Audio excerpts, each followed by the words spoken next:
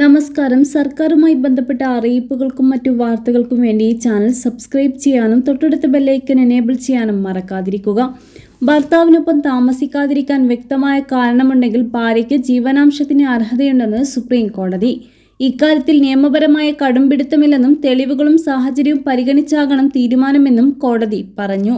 ജാർഖണ്ഡിലെ ദമ്പതികളുടെ കേസിൽ chief justice Sanjiv Khanna, justice Sanjay Kumar എന്നിവരടങ്ങുന്ന ബെഞ്ചിന്റേതാണ് വിധി. ജീവനാംശത്തിനുള്ള ഭാര്യയുടെ അവകാശത്തിനാണ് മുൻതൂക്കം നൽകേണ്ടത്. ഒപ്പം താമസിക്കണമെന്ന കോടതി ഉത്തരവ് ഭാര്യ അനുസരിച്ചില്ലെന്നത് മാത്രം പരിഗണിച്ച് ജീവനാംശം നിഷേധിക്കാൻ കഴിയില്ല. വിവിധ ഹൈക്കോടതിയുടെ വിധികൾ കൂടി പരിഗണിച്ച ശേഷം കോടതി വ്യക്തമാക്കി.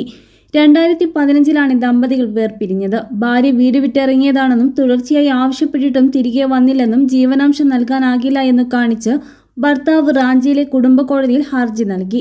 5 ലക്ഷം രൂപ സ്ത്രീധനം ആവശ്യപ്പെട്ട് ഭർത്താവ് ശാരീരികമായും മാനസികമായും പീഡിപ്പിച്ചുവെന്നാണ് ഭാര്യയുടെ വാദം. ഭാര്യ ഒപ്പം താമസിക്കണമെന്ന ഭർത്താവിന്റെ വാദം കുടുംബ കോടതി അംഗീകരിച്ചു. എന്നാൽ ഭാര്യ അനുസരിച്ചില്ല. തുടർന്ന് ഭാര്യയുടെ ഹർജിയിൽ 10,000 രൂപ ജീവനാംശം നൽകാൻ കോടതി ഉത്തരവിട്ടു. തുടർന്ന് ഭർത്താവ് ഹൈക്കോടതിയിൽ നൽകിയ ഹർജിയിൽ ജീവനാംശത്തിന് അർഹതയില്ല എന്നായിരുന്നു ഹൈക്കോടതി വിധി. ഇതിനെതിരെ സുപ്രീം കോടതി നൽകിയ ഹർജിയിലാണ് ഭാര്യയ്ക്ക് അനുകൂല വിധി എത്തിയിട്ടുള്ളത്.